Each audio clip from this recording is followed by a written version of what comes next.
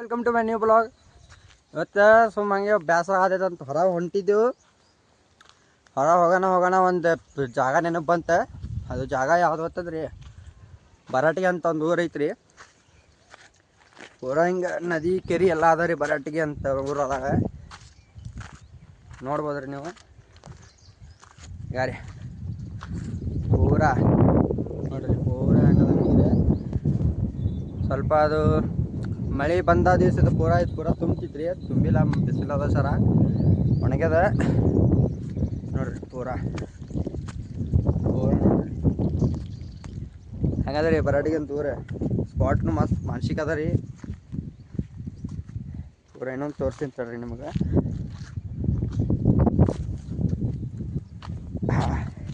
ಸುಮ್ಮ ಹಂಗೆ ಸ್ವಲ್ಪ ಬೇಸರ ಆಗಂಗೆ ಬತ್ತ ಈ ಕಡೆ ಬರೋ ಮತ್ತು ಮಾಡಿದ್ದು. ನನಗೂ ಗೊತ್ತಿದ್ದಿಲ್ಲ ಇಲ್ಲಿ ಹಿಂಗೆ ಐತ ತಂದೆ.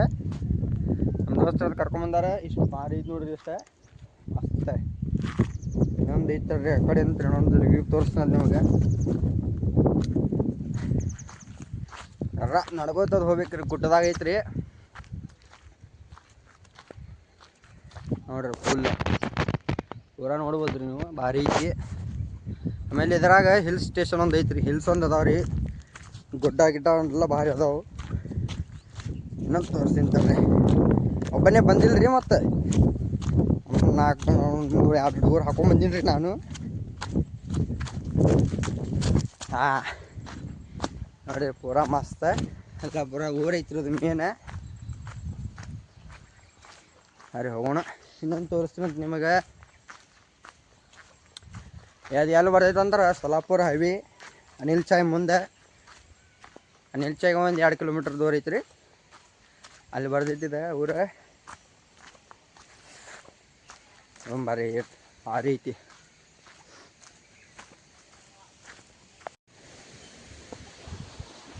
ಇಲ್ಲ ಇದೊಂದು ಐತಿ ನೋಡ್ರಿ ಇಲ್ಲಿ ಪೂರ.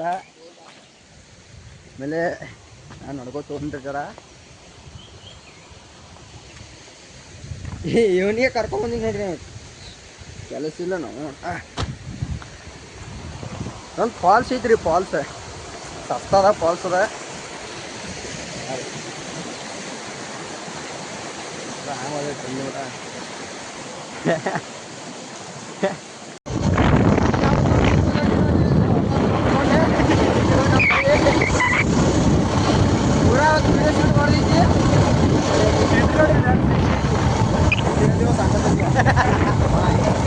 ಈ ಕಡೆ ಲೆಫ್ಟ್ ಆ್ಯಂಡ್ ರೈಟ್